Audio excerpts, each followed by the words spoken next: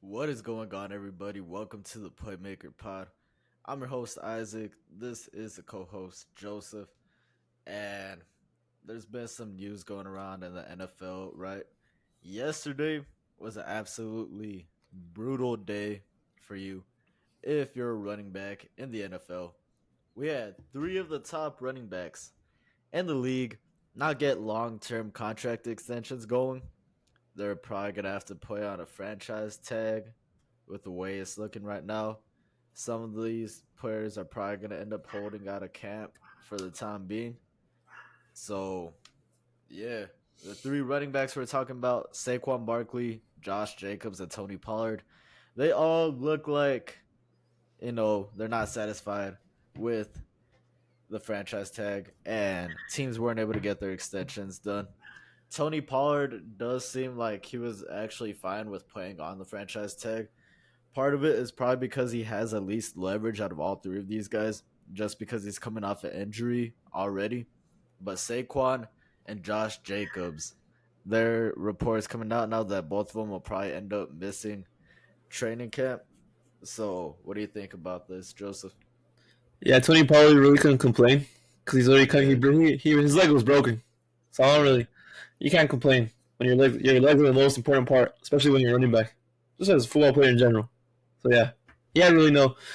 He accepted the fact that the injury costed him game paid. So that's basically what happened there. And Jacobs and Saquon. I'm gonna go. I have a whole rant about Saquon right now, but Jacobs really seems like it's just he's a running back and you're getting fucked because you're a running back, exactly because you're a running back, because he did. I guess you could say that he did. He only because the year before this last year, before he led the league in rushing yards, he did not play good at all. And this year it was a contract season. It was a contract year. They didn't pick up his option, and he performs. So I don't know. Maybe you're a little so bit he worried went about that. crazy. Yeah, Yeah. So maybe you're a little bit worried about that. But I don't know. Jacobs is still like 25, I believe. He's still young enough to where you could pay him at least like a 3-year deal, and it wouldn't be that harmful to your cap space. And then yeah, Saquon. Yeah, Saquon. Yeah, I'm gonna be honest with you. Everybody was making is the Giants have offered Saquon contracts the whole entire. They offered him a $12 million per year contract, but his agent said he could get more. So his agent screwed him there. 12 million is pretty good to me. And they yeah. offered him twice in the regular season. He didn't accept either of them. Then he fired his agents and he hired new agents. And these agents, I don't know what the fuck they want either. There's a lot. To me, it's a lot of money. I love Saquon, but to be honest with you, I don't think we're winning anything anytime soon if we pay Saquon a huge deal for that long. He wants like a 4-year deal, and I just can't imagine. Me personally, I want to win a Super Bowl, and I don't know if we're ever gonna win a Super Bowl paying Saquon 4 years. Even though I love Saquon, but How I also much have money my. does he want per year? He wants like apparently they offered him right before the deadline. He didn't. He declined it. They offered him 12 million a year, and they offered him $23 million guaranteed. $23 million guaranteed is more money than he would have got by being franchise tagged twice. Because if he doesn't, because more than likely, if you get franchise tagged twice, you make 21 mil guaranteed. Oh, They okay, offered him. yeah, They offered him 23 million guaranteed, 12 mil a year for 4 years. That's yeah. what the reports are. Oh, Apparently he okay. wants. Apparently he wants like 13.5. He wants 14 million. He wants like $28 million guaranteed. He almost wants 30 mil guaranteed. And I don't know. I just kind of. I see a lot of Ezekiel Elliott comparison right here because Saquon. I'm gonna just keep it real. I had to watch 3 years of Saquon being injured the whole entire season, and I Yeah, don't know if yeah, I'm willing to pay that because a lot of people are just ignoring the fact that Saquon's. This is like his first healthy year since his rookie season. yeah. One of the years he played the whole season, but he said he was dealing with injury still, so that's why he didn't play good. That was like his down season where he only had like 500 yards. He came back this Oh, season, he yeah. played good, but I don't know if I'm that excited. I don't really know. I'm not really that committed to him that much right now because of his injury. And I don't really think he can sit out. He really doesn't have the leverage here because if he sits out, he's going to be 27 years old next year. And he definitely isn't getting the money he Oh, wants. hell no. No. Nah. He's going to get even less money than what the Giants were offering him if he sits out the whole year. So I can't see him. I really can't see him sitting out the whole year. Maybe Jacobs. I can see Jacobs sitting out the year. He's still young enough to where he can make a decent contract. And he really hasn't had injuries as much. So even if he sits up the whole year, I can still see him getting like $11 million per year, something like that, around there. But Saquon, I don't really think Saquon has a leverage here because Saquon can't. Saquon has to play because he's definitely not getting paid anything next offseason if he sits Another up the whole team's year. not gonna go in and offer him. Yeah, Yeah, that's no. crazy. They learned from the Jets Le'Veon Bell deal. Yeah. If he clearly cares about the money more, I'm pretty sure he cares about money more than winning. Even the winning teams aren't going to offer him money because the winning teams aren't trying to pay running backs either. Like if you look at the top teams in the NFL, most of them don't have an elite running back except for like the Niners and they have McCaffrey. I was about to ask that too. That How was much all are me. they paying McCaffrey? I think McCaffrey's getting paid like 15 mil a year, something like that. Okay, 14 mil. yeah. He's getting paid. Yeah, because it seems like But, it's like, working out for them too. It could have worked Yeah. out fully if, honestly, if Jimmy G was healthy, I think they Yeah. would have. Because even Joe Mixon took a pay cut to only stay on the team, so he's not even making money anymore either. He's making like 6 mil. He just took a pay cut a couple days ago. So it's like him on the Bengals. The Bills don't even have a real running back. The Chiefs, Pacheco, they don't really have a running back either. The Eagles, they don't have Miles Sanders anymore. They weren't even paying Miles Sanders to begin with. The Eagles have like a Yeah, that's true. they have a committee too. So most of these teams don't have elite running backs that are competitive, except for the Niners. Yeah, They don't. But the Niners are a different situation because the Niners really rely on their running game more than their passing game, so it's easy. Yeah. So McCaffrey's more like their actual like their quarterback type of thing because they rely on the running game more than the offensive game. So that kind of makes sense. But the other teams, none of them got a high paid running back. So I don't see how this situation is going to work out with Saquon. Because more likely what's going to happen if Saquon plays good again this year, he's going to get franchise tag again next year. Because the Giants, even though the Giants don't want him long term, they're going to franchise tag him, just trade him. So they're not going to. Either way, he's going to have to. True. And you said with that that deal that they offered him like mid-season, where it was more than 2 franchise tags and a 4-year deal. I think that was probably like one of the most ideal things for him. But yeah, I don't know. I think his agents kind of screwed him over right there. I think his agents kind of screwed him over. His agents thought he was going to get like a. I think his agents thought they were going to be able to get like a record-breaking deal, and I don't think Joe Shane is that stupid to do that, because I don't think it's that worth. He's our best offensive. I think Andrew Thomas is our best player in general, but he's our best weapon. Saquon's our best weapon, 100%. He's our best weapon, but it's like you're gonna have to pay Andrew Thomas too, and we can't just be giving extensions willy nilly with a lot of money towards everybody. I'm probably giving Saquon an extension, but I just don't want that much money. So like, yeah. But like, if I had to pick between Thomas and Saquon, I'm picking Andrew Thomas. Andrew Thomas is already an All-Pro left tackle at 24 years old. See, we already picked Dexter. Like, Dexter Lawrence, Thomas were our 2 priorities really, and then it was Saquon. To be honest with you, if we're just thinking about being a competitive team long term, it was definitely Dexter Lawrence and signing those 2. Thomas. Yeah. And Dexter Lawrence already got an extension, and Thomas is probably gonna get one in the offseason. So we'll see. One of the big arguments I've seen like online coming from, I guess, most of like the more casual audience is like, oh, how do you pay your mid QB Daniel Jones $45 million a year, and Saquon, who's your best offensive player, can't even get an extension, right? What do you want to say to those people? Yeah, I've seen that. I was about to just bring that up too. Those are the most dumbest arguments I've ever seen, because like, see, quarterback's harder to find than a running back is. I'm gonna just be honest with you. If you can find a quarterback that's even average, just for a little bit, that's good enough. Like running backs, you saw Isaiah Pacheco's only a 7th-round pick. Tyler Algier from the Falcons is like a 6th-round pick, and they're both. Yeah. Obviously, the Falcons got Bijan now, but Tyler Algier was pretty good. Yeah. I guess Algier wasn't good enough. Yeah, Algier was pretty good for when he actually played. Like Pacheco too. They're on the Super Bowl winning team. Even the Eagles, when they got Miles Sanders, like in the 3rd round, like late 2nd. They didn't even spend that high of a bit. You can get these running backs easier. Quarterbacks, it's not like you can draft a quarterback in like the 3rd round and expect them to be good. You can't do that. Yeah, that's facts. You can't draft a quarterback in the 7th round and expect them to do that. And also, they offered Saquon the extension. They offered him an extension that before they franchise tagged him, because they already agreed to an extension with Daniel Jones. They told him it was like $28 million guaranteed, I believe. That's what the reports are. Obviously, none of this is 100% factual, but this is like reports. $28 million guaranteed, 4-year deal. And they told him that this deal wasn't going to be on the table anymore if he didn't accept it before the franchise tag. He didn't accept it. So I'm not. He didn't accept it. Yeah. And then these people, I saw this thing on Twitter. It was like Des Bryant. Des Bryant put the average salary of a running back versus the average salary of a kicker. And I was just realizing how stupid that is, because there's like millions of running backs in the NFL. Like running backs that make like $1 million. They're like 30 stringers on the team. And there's kickers. There's only 32 kickers. So it was the stupidest. It was kind of the stupidest thing I've ever seen because it's just like skewed. There's So like millions kinda, of yeah, yeah. the average. Yeah, I get you. It's You probably got almost like the seventh round picks making like 1 mil and stuff. It kind of brings the average down a bit, versus like only the few top paid running backs that kind of bring the average up. yeah. Like it's like there's like 100 running backs in the league probably around there because Probably you got the just like starters. starting running backs. Yeah, Yeah. if you would have put Star- like the starting running backs and then compared it to the kickers, that would have made more sense. Yeah, and it wasn't gonna work for them because that wasn't gonna fit their agenda. Because the starting running backs definitely make more money They get paid than the more. kicker. Yeah, Yeah, the, yeah, for real. the average kicker salary was like 2.8 mil. Yeah, starting running backs isn't even gonna be close to that. Starting running backs probably like 9 mil averagely, 8 mil, probably around Probably, there. yeah, yeah. Especially for like the top tier ones. The top tier ones at least get like above 10 mil. Like how much? I'm pretty sure King Henry got his extension a while back. I think he's King making like Henry 16. and Nick Chubb. Yeah, I think Henry's making like 16 mil right now. Yeah, So Nick Chubb's probably make. I think Nick Chubb's making like 14 or 15. Yeah, but the Yeah, difference you see, is, and that wasn't too long ago either. yeah, the difference is though that Saquon gets injured more than these other dudes do. Like Derrick Henry barely started getting injured. For most of Derrick Henry's contract, Yeah, he's been healthy long term. yeah, Nick Chubb too. Nick Chubb hasn't really been injured either. So yeah, that's true. But like Saquon's been injured like his yeah. whole career though.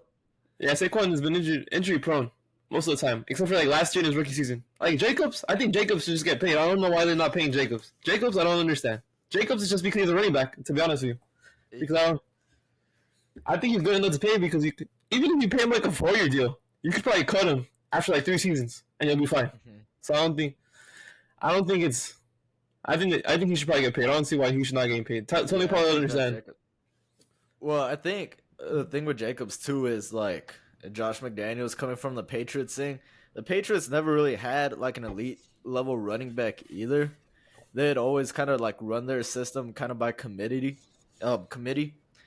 So that might be one of the things that that Vegas does want to pay Jacobs, because like you never saw McDaniels kind of have a star running back kind of run their team through a star running back. It had always been Tom Brady and Gronk, and I tell you, just a solid system around it. Yeah. So I think Jacobs will eventually get paid his money that he wants, or at least close to with the money. I don't know about Saquon right now. I don't know about Saquon, to be honest with you. Because Saquon's older, yeah, like you said, and he's been injured. And then that kind of brings up, you see, me as a Colts fan, right? It kind of brings up our running back, right? Because this is the last year of Jonathan Taylor's contract. And I kind of got some concern, too, about him, right? I obviously can't see Jonathan Taylor playing in any other team but Indy right now. And honestly, he's like the best player on our team too. So, oh man. And then this year too, he just got injured. This is like his first time like in his whole career playing football that he's ever gotten injured. So it kind of brings up some concern too, because he got a lot of usage down at Wisconsin too. He got a lot of carries at Wisconsin this past season. Before he got injured, he got a lot of carries. Frank Reich was running him like 20 plus carries a game. The games that we won, he was getting ran a lot. But then when he tried to force Carson Wentz to throw the ball, it didn't necessarily work out. But Jonathan Taylor's been taking a lot of carries ever since Wisconsin. And now you might be seeing that wear and tear kind of coming through. I think he's still pretty young, though. I don't know how much we should be worried about it, like actually affecting him too much. But, yeah, I don't know, bro. It's kind of tough, bro. Honestly, I think Ballard's going to end up paying Jonathan Taylor the money that he wants. Do you think you see guys like Taylor getting his bag? Yeah. Well, it depends on how. I don't know. Chris Ballard doesn't seem like it's going to be one of those GMs where it's going to be easy. It doesn't seem like he's like, because a lot of the GMs, at least a lot of top tier GMs, they've all agreed they ain't paying running backs. Like you see, Howie Roseman, I don't even think he thinks about paying a running back at all. Like people are trying to. I remember in offseason, there were people trying to say that Jacobs to the Eagles would make sense. What would that? The Eagles aren't paying anybody. So it just depends on how Ballard is as a free agent. So like Joe Shane, I didn't think Joe Shane was that type of free agent, I mean type GM to spend that much money. What's a different situation with Saquon? Jonathan Taylor's like 24, about to be 25. So Yeah. he's around that same age as Jacobs, where I'm more comfortable giving him a deal than Saquon. Saquon, I'm not comfortable that much giving him a deal. And if he doesn't want to sit out, it's just gonna hurt him because he's not gonna get the money he wants. Nah, it is. I think it will hurt Saquon a lot Yeah. more. I think that might And be even- more of a Le'Veon Bell type of situation too, because I think people forget Le'Veon Bell was like actually the best running back in the league before Yeah. he decided to do that nonsense. He was the first fantasy draft pick in most drafts that year. It was a waste of a number 1 pick, but he was like the first pick nonetheless because of how dominant he was in Pittsburgh. And yeah, he decided to sit out, and it didn't end up working out for both sides, for his career and for the Jets. Both of them ended up getting screwed over by that move. Yeah, the thing is too that Saquon can't just come back either. And it's just not like try either. Because if he comes back and he doesn't try, that's gonna be even worse. Because it's gonna look like Saquon just sucks. Nobody's gonna gonna offer him a deal. Yeah, he's gonna get like $5 million per year. So when he comes back, even though he's mad at the Giants for not paying him, he still has to try. Because if he doesn't try, Yeah. he just fucked even more. Like look what happened to Melvin Gordon. Melvin Gordon a couple of years ago, he decided to sit out the first 7 games. Then he got fucked because Austin Eckler came out of nowhere in the 6th round and started playing good. Oh yeah. And then Melvin Gordon came back, and Melvin Gordon was basically the backup for the rest of the year because Eckler was better. And then Gordon got paid. He got paid by the Broncos, and he got like $6 million a year. So he didn't do anything. He missed out on money. Yeah. Yeah. So Yeah. No, I honestly don't see this going good for Saquon. yeah, Saquon is just tough. I don't think it's just tougher. I thought he was gonna settle just for the best contract offer because I thought that was like his best. I thought that was his best option to be honest with you, just settling. Because unless he has like a 1,500-yard season this year with like 15 touchdowns, I don't see the Giants raising their offer. I can only see the Giants lowering their offer just because of how old he's gonna be by that time. He's gonna be 27 in the offseason. But do you think any other team would go and offer him a big deal? Yeah, maybe some other team. Well, maybe like one of the bottom tier teams, though. I would think. Yeah, I saw some people saying that Saquon doesn't want to go back to the Giants. He wants to go to a winning team. He wants money. He doesn't care about winning teams right now. He wants money. Yeah. I'm gonna be honest. That's what. If he wants $14 million a year, he could easily go ahead and go to the Texans with C.J. Stroud. Yeah. If he wants money, go ahead. Give us a 2nd round pick, and I'll be happy. Saquon will be happy, and I don't want to be picking a running back. I love Saquon, but just the fact is, I care more about the Giants. And to me, the best interest of the Giants is not overpaying for running back long term. Because then, like maybe this season we don't have Saquon, and Saquon decides to sit out. It fucks him over and it fucks us over. But at least we have good flexibility long term. Okay, and this year also Saquon's not here. It's probably gonna have to be all dependent on Daniel Jones. The passing game is gonna be more prevalent because we're not gonna have. Well, running backs are gonna be like Matt Breida and Eric Gray, who drafted like in the 5th round. So Saquon decides not to play. So we'll see. We'll see what happens with Saquon. Yeah, that's true. But even in Daboll's system, it wasn't like heavily reliant on the running game, though, was it? No. After like the first 6 weeks of the season, they stopped running the ball as much as they were. But I don't think people realize that either. Like people will say, "Oh, the only person that the other teams care about on defense is Saquon." But it was like Saquon wasn't doing much. I want to be honest with you. Daniel Jones was kind of the reason he won those last couple of games. Like Saquon, I mean, the first couple, I'll tell you this: week 1, the only reason we won week 1 is because of Saquon. Saquon had a big long touchdown, and also the 2-point conversion that won us the game. He broke like 3 tackles in that play. So if we don't have Saquon, we're not winning that game. Yeah. There's a lot of games like that. But there's also a lot of games where Saquon got shut down and we had no running game at all, and Daniel Jones had to save us. Like that Packers game, Saquon wasn't there for that Packers game. Daniel Jones is the only reason we won the Packers game. So there's a lot of games like that where Daniel Jones is the only. Daniel Jones too in the Commanders game on Sunday Night Football. One reason we won that game was because of Jones and the defense. Saquon really didn't have a spectacular game, so I'm not. So it just bothers me when people. I know people don't even watch the Giants games. They just look at us because everybody still thinks that Daniel Jones is like a fucking trash can. Like he's not good at all. For real, so, for real. I think he got a little bit more respect this year, though. Yeah, he got a little bit more respect from the people that actually watch football. But from the casuals, they still don't think he's any good at all. But Yeah, for real. if Daniel Jones was not good at all, then we wouldn't even gotten close to the playoffs last year. Because I don't think running backs carrying your team at all. Running back I don't know, can't bro. You saw carry. what Jonathan Taylor Yeah, did for yeah, the Colts 2 years ago. He was able to carry Carson Wentz so damn much. If they didn't yeah, lose those damn games to Vegas and Clowntown. yeah. Well, I think running back can only carry you so far. I don't Yeah, think our team would have got carried by Saquon. Our defense is not that good. Like we have a good defense. We have like a good D line, but our linebackers and our cornerbacks stink. Last year at least. yeah, They that's sucked. true. Uh-huh. So we weren't getting carried by Saquon. Maybe we would have won. We would have won some games, but we would have been like a 5-win team again or a 3-win team again. If Daniel Jones was complete garbage. If he was So ass. Yeah, that's true. yeah, Yeah, I don't think Saquon's one of those guys where you could like let him carry a team like a Henry or a Taylor or a no, Chubb even. I don't think Saquon's one of those guys. He's a good compliment though if you have everything else around him, because then you free up some openings for him, right? You open up the box for him, and then you also get him some opportunities in the passing game too. That's when he could really excel. That's where he could really showcase his abilities. But if you just rely on him to be one of the best players on the team, I mean, you kind of saw it like years prior that that's not going to work out for you. rookie Yeah, that's not going to work out for you. rookie season Saquon he carried us rookie season. We still didn't win that many games. We won like 5 games. It was like Rookie 5 season games. Saquon. Yeah. Uh-huh. And Saquon had 2,000 yards scrimmage yards. There's 2,000 scrimmage yards. His rookie season. And we have an OBJ. We had OBJ still too, and OBJ put up like 1,200 yards, and we still Eli didn't. Manning was just like a Yeah, skeleton at that point. yeah, we still didn't even play that good. So yeah, it's still tough to me that we just traded prime OBJ though, and we had prime Saquon. We just traded prime OBJ. Like we just Yeah, but I'm got pretty rid sure of. you're happy with Dexter Lawrence, aren't you? Yeah, I'm happy with Dexter Lawrence, but I still miss OBJ.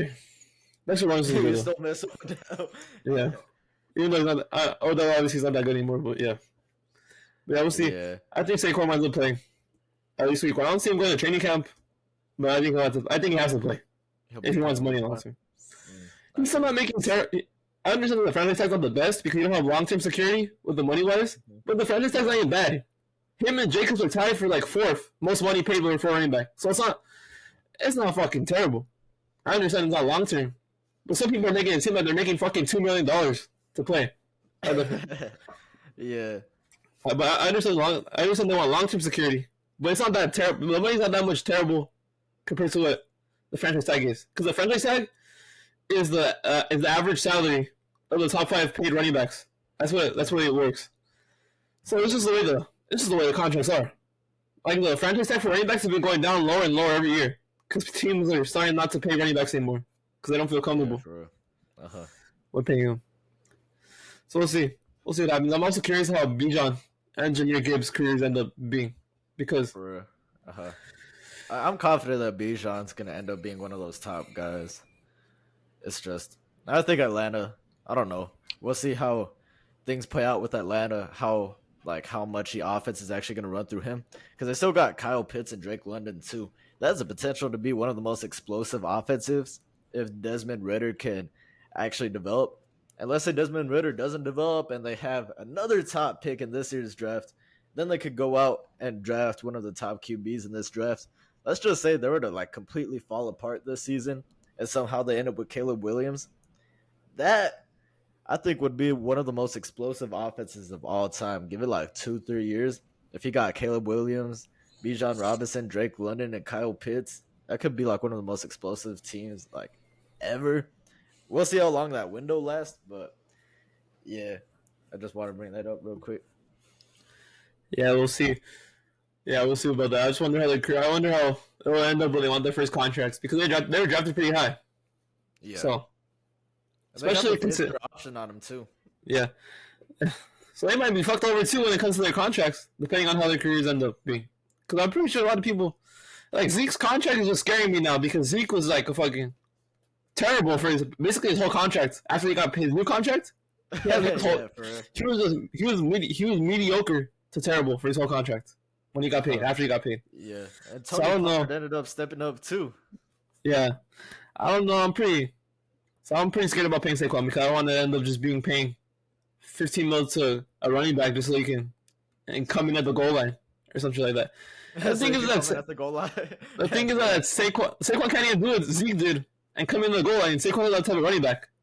Saquon's like a elusive type of back, so he can't even do that. Yeah, he can't even do that either. So I don't know. I'm a little worried about that. Yeah. But we'll see. I don't think. If you're a fantasy owner this year, are you taking Saquon, or are you worried that he might potentially sit out a few games? We'll have to see. We'll have to see if Saquon plays. If he says he's going to play week 1, then I'm going to take him because he's going to have to prove himself if he wants to get paid. But if he's going to, it'll be even better.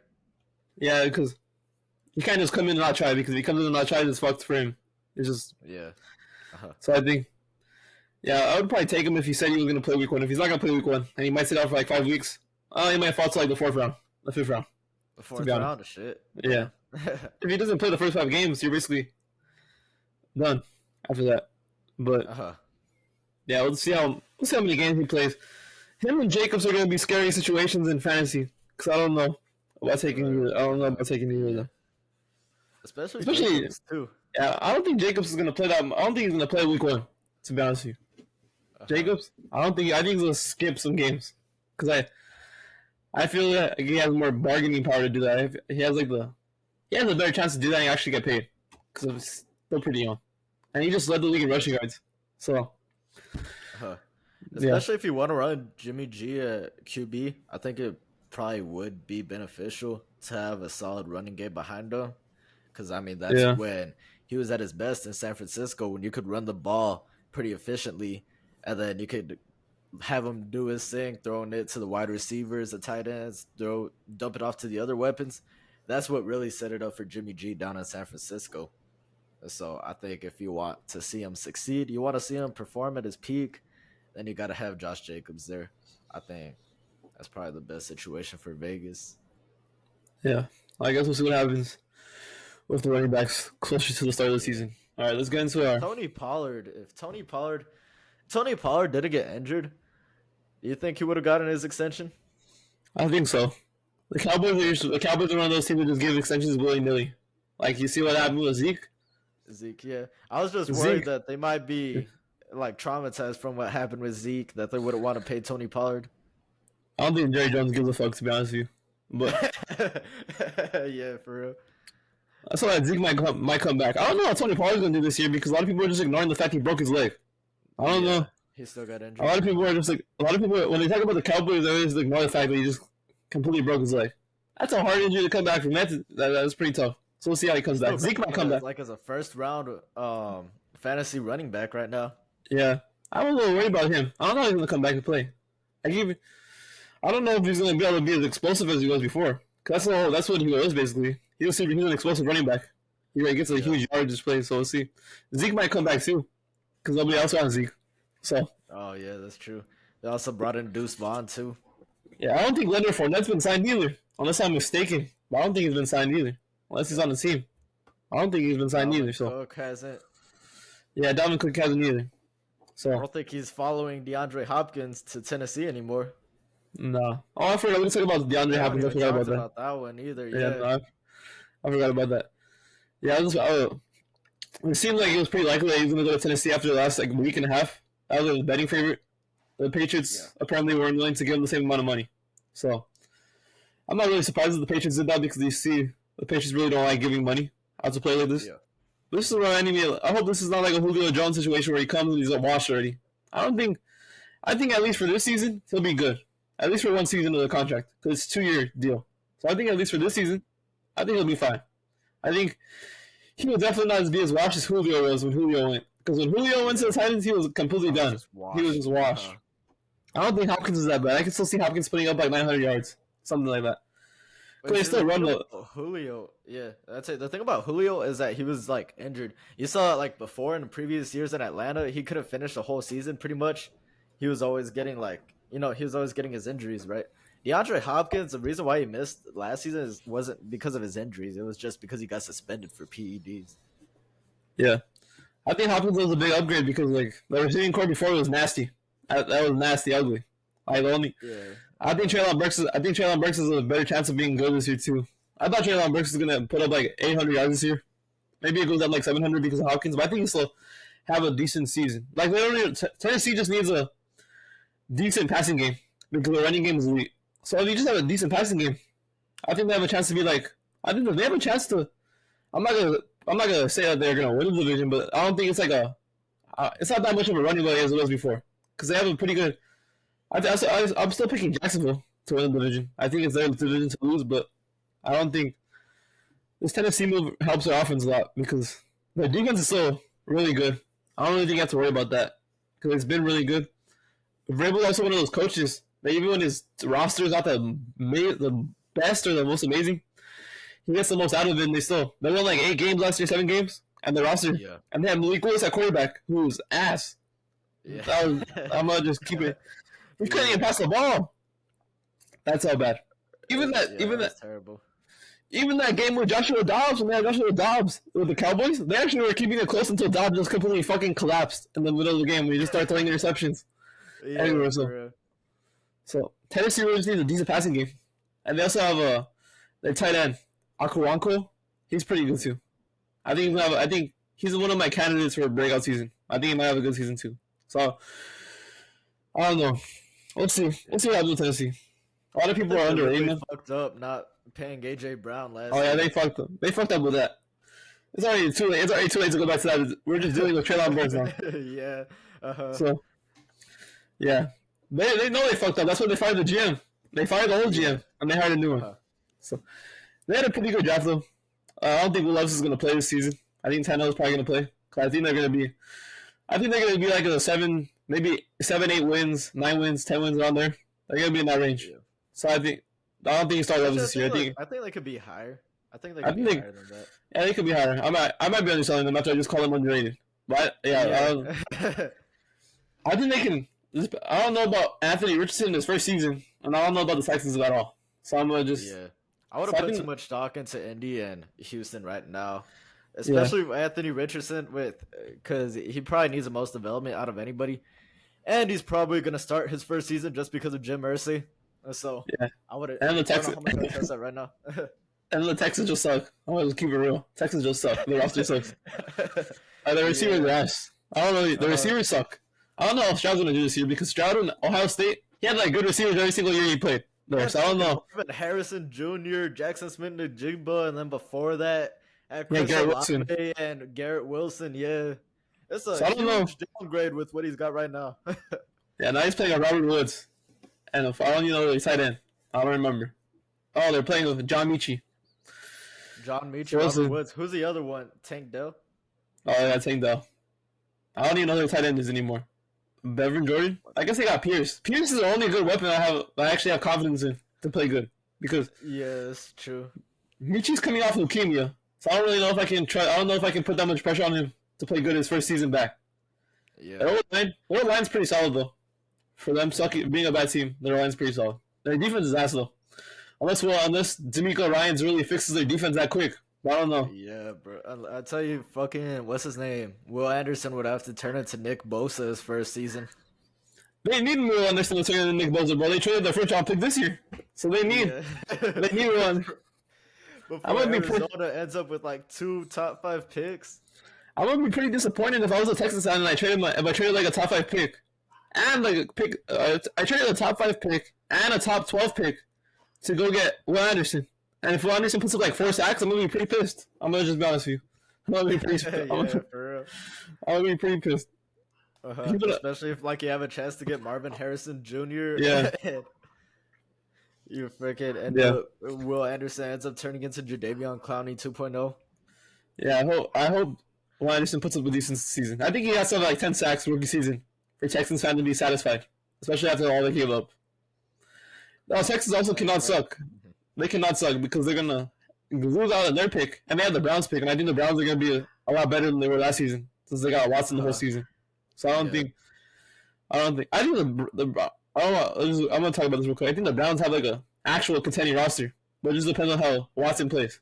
They can actually win a Super Bowl just depending on how Watson plays.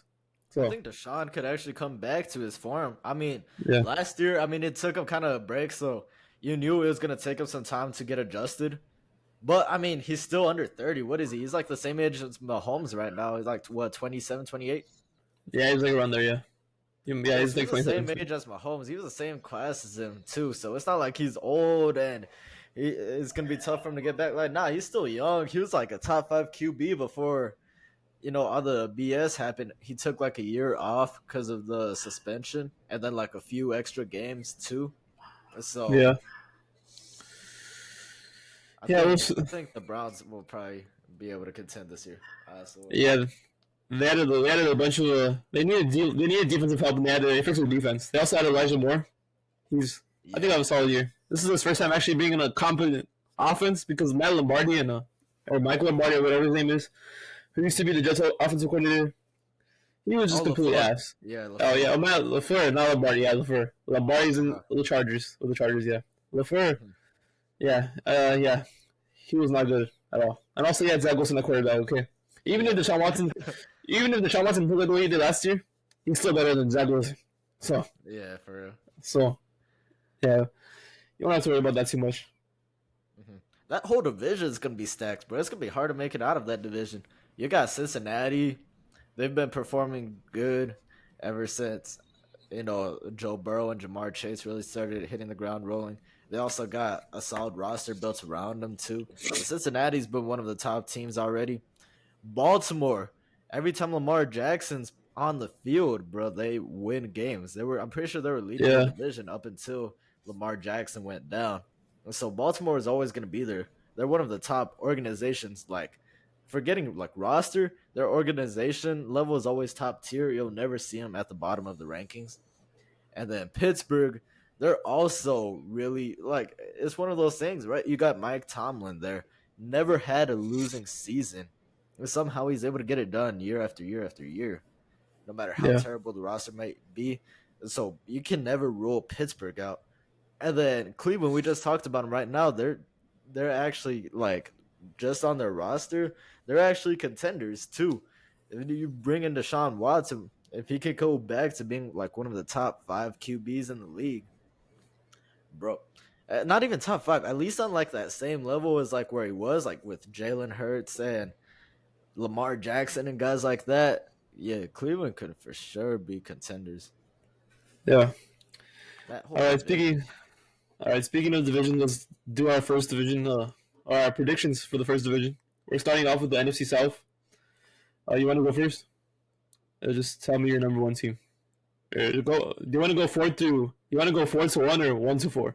What do you want to do? 4-1. I'll go 4-1. Okay, 4-1. Okay. All right, so last up, I got the Tampa Bay Buccaneers. I got the Tampa Bay Buccaneers finishing last of the division. You got the list for key departures and key additions. I think there's one major key departure that stands out here more than anything else. And, that's the greatest QB of all time, right? Tom Brady. Let's see if you want to get into more of the details right here with, like your key departure. Hold on. First things first. Do you have him also ranked number 4? Yeah, I have him finishing 4th. Last year they finished 8-9 first in the division. This year I have him going 3-14, finishing last in their division. Yeah. And the only reason I was trying to predict their record looking at the schedule, and I don't even know if there's a winnable game. To be honest with you, it's tough to get a win for real. Yeah. So I just said I just think that they're going to somehow win. They're going to win like 3 random games somehow. That's why I just predicted that because I don't know. I don't know. Give them at least a few games. Yeah. So I had to give them some games because I wasn't going to predict them to go 0-17 because I don't think they're that bad of a team. They might be able. If Baker Mayfield can do something a little bit, they might not be this bad. Okay, they might not be this bad. It's just I don't know about Baker Mayfield anymore, so I don't have him going 3-14. And their key losses, obviously Tom Brady is the biggest one. They also lost Scotty Miller, Leonard Fournette, Cameron Brate, and Donovan Smith. I don't really think any of those, other than Tom Brady, I don't really think none of them are like huge. Like they're gonna miss him because it's not like Donovan Smith. I don't really care for him. Cameron Brate, he wasn't even doing anything. Leonard Fournette, Leonard Fournette's washed. I'm gonna just keep it 100 right there. And then Scotty Miller was like that 4th receiver. So yeah, and their draft picks, they looked a lot better than what I originally remembered. They got Kalijah Campbell in the first round, Cody Mach in the second round, and Yaya Diaby in the third. They actually had a pretty good draft, from what I remember. So yeah, Cody Mach will basically he'll be able to replace Donovan Smith, and Kalijah Campbell next to Vita Vea is going to be that might be an elite duo in a couple of years. And their key additions, they really didn't do anything in free agency. Baker Mayfield was probably their most important Mayfield, one. Yeah. I mean, I guess it's better than running out there with fucking who is it? Kyle Trask. Yeah, Kyle Trask. Yeah. They also signed Ryan Neal. Ryan Neal's pretty good. He was a safety for the Seahawks. He was pretty good last year for the Seahawks.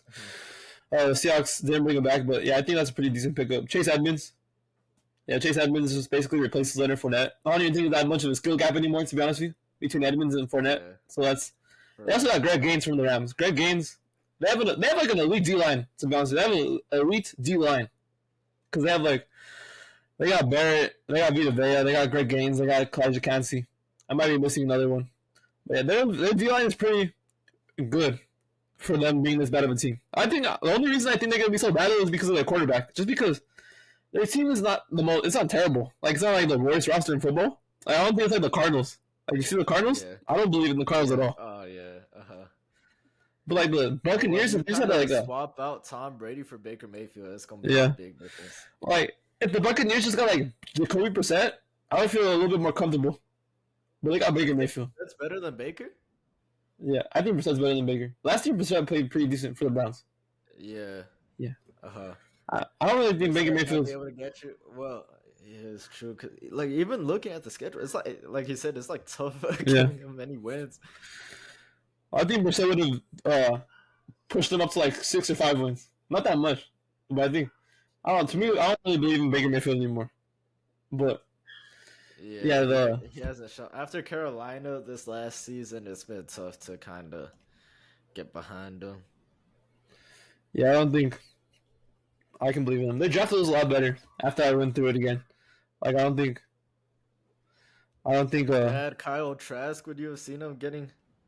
Would you have actually seen an 0-17 season? Maybe. I actually would have maybe seen that, actually, because this, I don't know. Kyle Trask hasn't played, so I'm not just going to completely shit on him, but yeah, maybe they would have won like one game. I would have put him at 1. But right now, I haven't gone 3-14. I haven't been in the Caleb Williams chase right now. They're probably going to tank for him. They need to do something. Yeah. I can see maybe Godwin getting traded at the deadline, to be honest with you. Because there's some guys, actually, there's a couple of guys. Actually, probably just Godwin. I think Godwin might be a name to look at the deadline to a team that needs a receiver, because I don't really think there's a point of keeping him here, especially when there's a big cap hit. And I don't think Godwin's going to put up that much numbers up with Baker Mayfield. Maybe Baker Mayfield has a decent season because he has a pretty good roster, weapons-wise, receivers-wise, but Tom Brady, you saw Tom Brady. Tom Brady was still playing pretty decent, man. And this team only won 8 games. So, and they got worse. Yeah. They got significantly worse, bro. Significantly worse. Like, Tom Brady obviously was not in his prime anymore, but he's still pretty decent. Like, he was still probably like a top 14 quarterback in the NFL, so it's not like. Yeah. So I don't think. Yeah, I don't know about Baker Mayfield, especially Todd Bowles. I don't really believe in Todd Bowles anymore. I don't believe Todd Bowles is head coach. Nah, for real. So that's another big reason why I'm finishing 4th in this division. I'm pretty sure they're trying to tank for a QB2 this year, right? Because if they were actually trying, like if they actually wanted to, they could have easily selected Will Levis last year in the draft after he fell straight into their lap. They could have easily taken him. But the fact that they didn't shows that I think they want a QB in this year's draft. It could be Caleb. I think that's their ideal option, Caleb Williams. It could be Drake May. Depending on if Quinn Ewers plays good, it could be him. Who's the other guy? Michael Phoenix or Penix, the guy from Washington? Michael Penix Jr. So he could also be an option there for Tampa. I think they have to end up taking a QB in this year's draft. I think they want to be so bad to the point where they can take Caleb Williams. That's what that showed me last year by not taking Will Levis. So, yeah, I wouldn't really expect too much out of them. Just out of curiosity, which games do you have them winning this year? Just like which games did you pencil in a W from? Because hold on, let me give you mine first. I got the one game that they play New Orleans at home.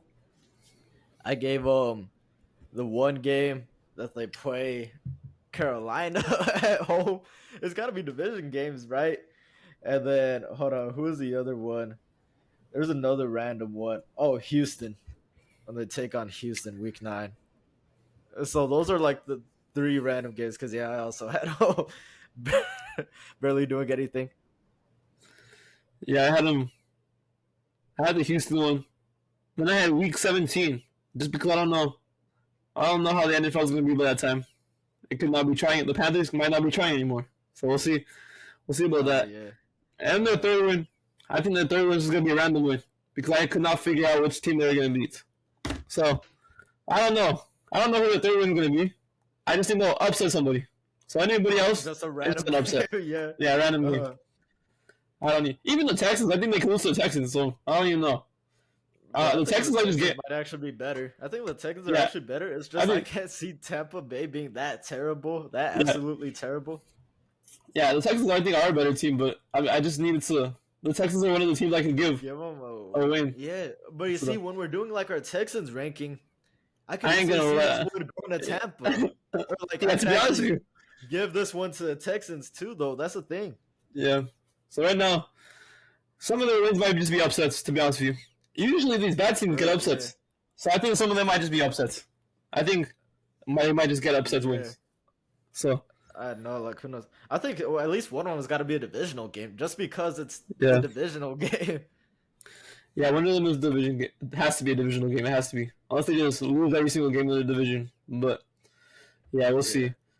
Like we'll see the what Jets happens. beating the Rams, it's got to be something like that. When they were like trying to take for Trevor Lawrence, and all of a sudden they screwed it up by beating the Rams. It's got to be something like that.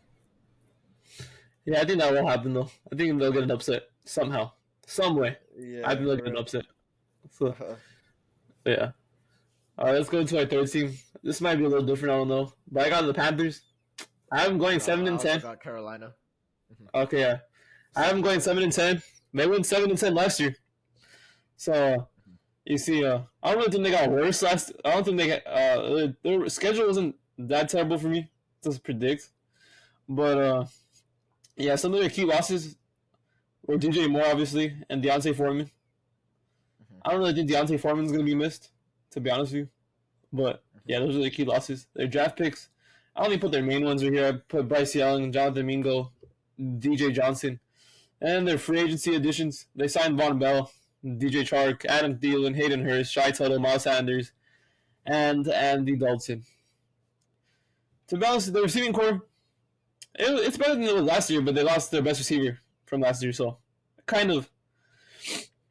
At least for this season, it evened out a little bit, because I don't think, obviously losing DJ Moore is bad, but last year was really just DJ Moore and a bunch of low tier receivers. This year, I don't really think Adam Thielen's amazing anymore, but DJ Chark, too, is pretty decent. But I think they're pretty decent overall. Yeah, at least for this season. Also, Jonathan Mingo, I really like. In any area? Yeah. They're not really. Decent.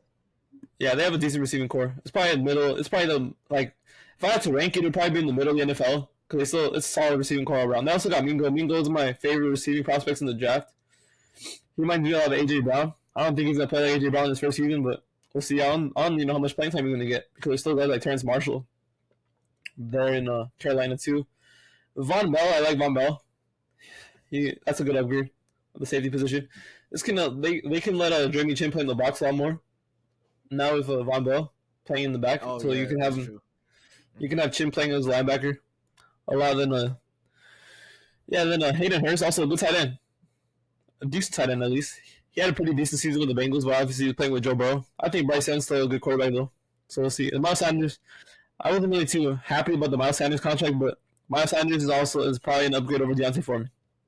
So he is an upgrade over Deontay Foreman. Foreman played pretty good last year. They're two different styles, though. Yeah, I think, Miles Sanders, what is it called? But Miles Sanders got the carry last year. He did pretty good, though.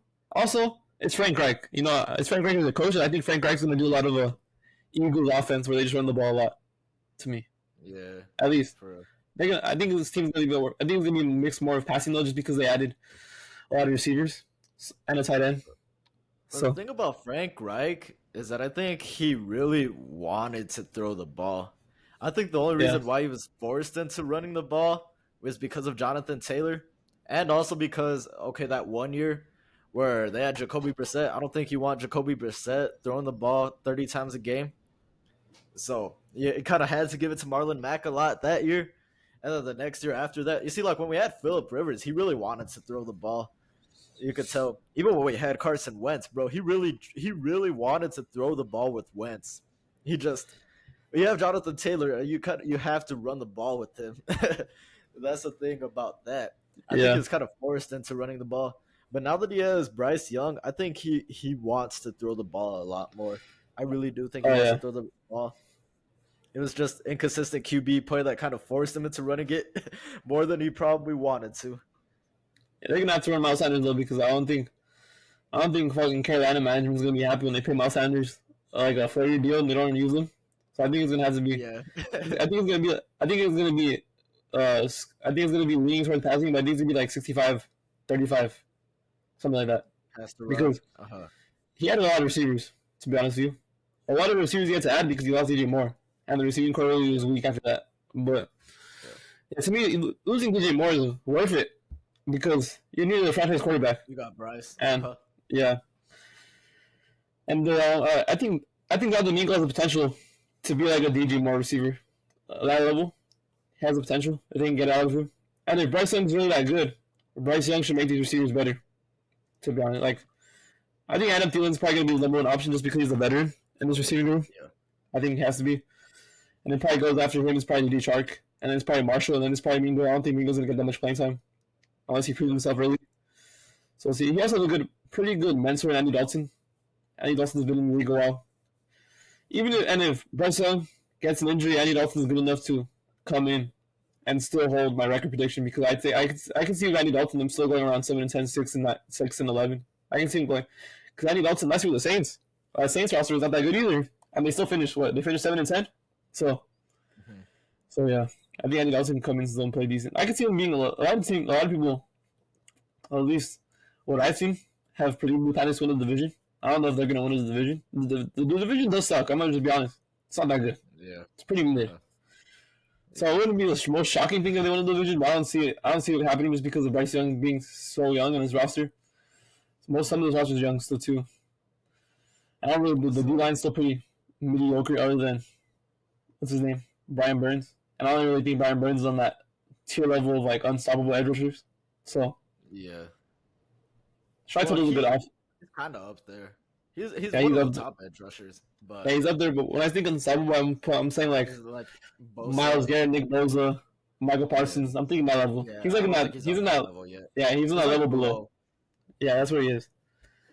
So yeah, because like those guys those three guys on the top, those guys, they help other people on the D line get sacks. So I don't really think Brian Burns is that level of dude yet. Or I don't think he is right now at least. He's still really good, but I don't think he's on that level. Shot is also a good guy they got too. They stole him from the Saints. He's a good run stopping D tackle, but I don't really think he's a needle mover. DJ Johnson too. I think they're hoping they get some more out of him. I forgot they have Matos right now.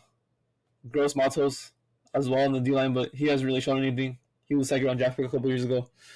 He's probably gonna start losing playing time to DJ Johnson when they draft in the third. But yeah, I think it really depends on Bryce Young, how good he is in his first season. Because they can't win this division. It's not unwinnable for them because the roster's pretty decent. And I don't really think the other two teams I have ahead of them are like so ahead and above. The Yeah, it's not like it's a yeah huge gap, right? Like you can see yeah it's not anybody huge. taking it. I Yeah also had Carolina at third, just because. Okay, we'll get into that later, but I do think Frank Reich could help Bryce Young succeed now that he's got a QB that could actually, that he's consistent with, right? Frank Reich had a new QB every single year, but the one thing that I noticed is that he did try to put those QBs in the best situation possible. He was a former QB himself, so obviously he has a lot of bias towards helping the QB. Is one thing that I've noticed, especially when I saw it with Carson Wentz. That's one of the big things that you notice too. He has a big bias towards a QB, making them look like a hero sometimes. So I do think he could put the QBs in a good situation. You saw immediately when he came in with Andrew Luck, right? He helped put Andrew Luck in situations where he wasn't getting hit as much as he had in years prior, and it was one of the best offenses that Andrew Luck had been a part of. Take it next year with Jacoby Brissett. He really, really restricted Jacoby Brissett and let Marlon Mack do most of the carrying, and then put Jacoby Brissett in situations where he didn't really have to do much. Philip Rivers, then again, too, a bunch of the offense was a bunch of shallow crossers and then just letting the receivers do whatever. Because Philip Rivers, he had a noodle arm at the time. Frank Reich, he kind of tried to open up a lot more with Carson Wentz at the helm. He really couldn't, though. I tell you, he was forced into running it with Jonathan Taylor a lot. And so I tell you, he really adjusts to the QB that he's playing with. He's got a lot of QB bias. So I think Bryce Young will succeed right here. It might take him some time to get it rolling, just because I tell you it's a new offense, it's a new everything. So, but I think over time it's gonna really work out for Carolina with this duo. Yeah, I really like the direction that they're going in. Then my top two teams have the same record. To be honest with you, they're both 9-8. You can just interchange them both because I had them splitting their games. So it's not. I don't know how they would decide who wins the division. So Yeah. because I'm pretty sure when I predicted their records, I predicted both of them to win the same amount of division games. So I don't know how they're. I don't know. I don't know how they're gonna. They split the head-to-head too. Yeah. Yeah, they split the. So I don't know. I don't know. They're both 9-8 for me. All right, well, let's talk about So New Orleans first, because I got them actually split by one game, right? I got New Orleans 9-8, and I got Atlanta 10-7. Let's yeah, I talk still about New put Orleans first. yeah I still put New Orleans as my second team in the division. 'Cause I still think the Falcons are gonna win. So I put the Saints first. I put the Saints second too. Okay. So yeah, we can talk about the Okay. Saints. Yeah. Okay. Yeah. Yeah. No, I do. I got just like a one game gap between the two, Yeah, right? But New Orleans, right? You want to get into your key additions and key departures? yeah. Their key losses. They actually had a pretty bad offseason. Losses wise, they lost David Onyemata, Marcus Davenport, Andy Dalton. Obviously, they got Derek Carr, but Andy Dalton they still lost. And then Shy Total. They lost three of their D line that were pretty good. Like that was Yeah. their D line was Uh, pretty good. They weren't amazing, but there a reason their D line was pretty good. That they lost them. But in the draft, they kind of solved it. Oh, they did solve it a little bit. They added Brian Breesy and Isaiah Foskey, and they also added Kendrick Miller. Also, if you want to put in the key losses, you want to put Alvin Kamara because I think Alvin Kamara is going to be suspended for a pretty he hasn't officially been decent. suspended, but Yeah, yeah. I think he's going to get suspended for a pretty decent amount of games. I think he pleaded guilty or some shit. I forgot what happened, but he's not guilty to. He pleaded guilty to he just pleaded guilty. I'm pretty sure, but he's not going to jail. At least Mhm. that's a positive thing. His career's not over yet. Yeah. So Yeah. yeah, but he's probably suspended for a decent amount of games. So we can put him there losses too. But yeah, they added Kendrick Miller, running back in the draft too. Then their offseason additions, they added Derek Carr, Jamal Williams, Jonathan Abram, Nathan Shepard. See their D line I'm still pretty worried about. Because I don't know. Shai Tuttle and David Animata, they're not the biggest names, but they are pretty important to their D line. I mean, they lost them both to division rivals. Both of them are gone. Both of them went to division rivals. Shai Tuttle went to the Panthers, and David Onyemata went to the Falcons, who we're going to talk about later. Yeah, he went to the Falcons too. So they added Brian Breesy and Isaiah Foskey, but I don't know. Year one, I don't know how much they could play, like how much impact they could have right away. yeah, I don't know. I don't know how their impact's going to be right away, especially when they're replacing David Onyemata and Shai Tuttle, who've been there in New Orleans for a while. Nathan Shepard added him. I'm pretty sure he came from the Panthers, but there's a reason the Panthers didn't re-sign him and they added Shai Tuttle instead because Shai Tuttle is a way better player than Nathan Shepard. Yeah. So the Saints added Nathan Shepard. Jonathan Abram, Jonathan Abram, I'm going to be honest with you, is not very good. He's It's a not bit very of a good. bust. He's a Yeah, first oh yeah. round pick. Turned out Yeah, to he's be a not bust. he's not very good. Derek Carr is a good he's definitely not good over Randy Dalton, but Derek Carr, there's still some concerns I have with Derek Carr just because of the way he plays in there's a lot of I've seen Derek Carr make a lot of stupid decisions with the Raiders. So Mhm. And I can guarantee you he's still gonna make stupid decisions like he did with the Raiders. He's not a very Yeah, for real. he's not the best decision maker. Yeah, he's not the best decision maker when it comes to his when it comes to him. But he's definitely no good over Dalton. Dolphins look at them afloat, 7-10. Jamal Williams Jamal Williams and Kendrick Miller. Those are actually a pretty good running back duo, especially when you lose Kamara. I think Jamal Williams and Kendrick Miller will. I think they'll hold it down.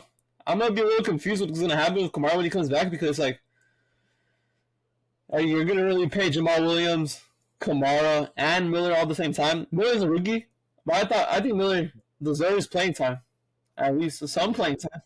Like when Kamara comes back, he ain't gonna get no playing time. Yeah, so because they're not gonna throw Kamara to the bench. Yeah, they're not throwing Kamara to the bench. So maybe it's a situation where maybe they look to move Kamara because they just paid Williams. They just paid him right now, and they drafted Kendrick Miller pretty high. They traded up in the draft to draft Kendrick Miller, so they believe in him a little bit. So I don't know what's gonna happen with the running back situation in the future, but for at least this season, Kendrick Miller and Jamal Williams are probably gonna be their running backs for most of the season. That's a pretty good deal to have together. And I think Foskey can already provide you what Davenport did, to be honest with you. I don't think Davenport was amazing. He was kind of a disappointment, especially since you traded up to draft him instead. Picks to draft. Yeah, he's kind of disappointing. So I think Foskey can do something with Davenport did. Brian Breesy, he was good in college, but I don't know. I don't really think he's going to be able to do what Shai Tuttle and David Onyema did for them. You can't replace both players, and I'm not really confident in Nathan Shepard. There's receiving core though. It's pretty good when Michael Thomas is actually healthy. Yeah. Well, the only thing I'm gonna say is when Michael Thomas is healthy, going to take over as the number one. Yeah. Though. Even if Michael Thomas comes back, I still think Chris Olave is going to be the number one on that team. Yeah, Chris Olave is 100% the number one. The receiving core, the running backs I like. The receiving core is good too. We'll just have to see with Michael Thomas. Even when Michael Thomas is not healthy, I don't think he's going to be healthy for the whole season. He's probably going to miss some games.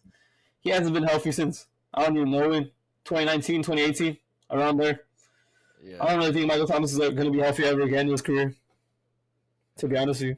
As sad as that is, because I like Michael Thomas as a player, but I don't think Michael Thomas is going to get back to that level of consistency on playing on the football field.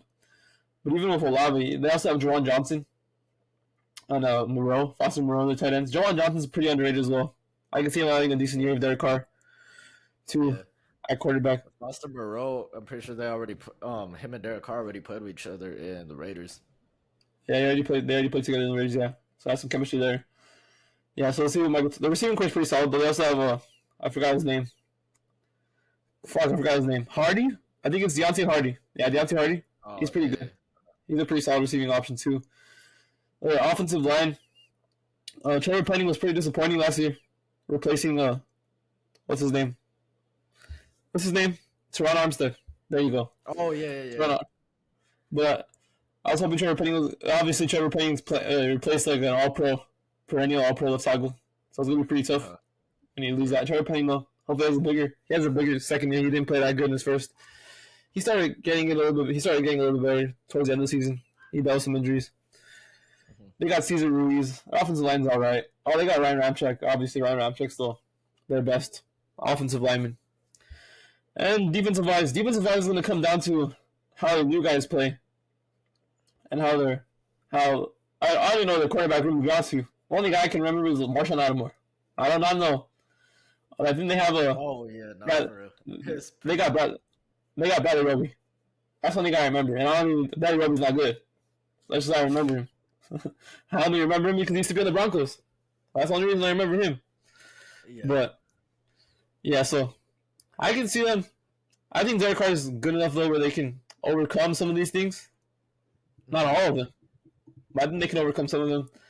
Yeah, so last year they went 7-10, finished third in the division. I have them going 9-8.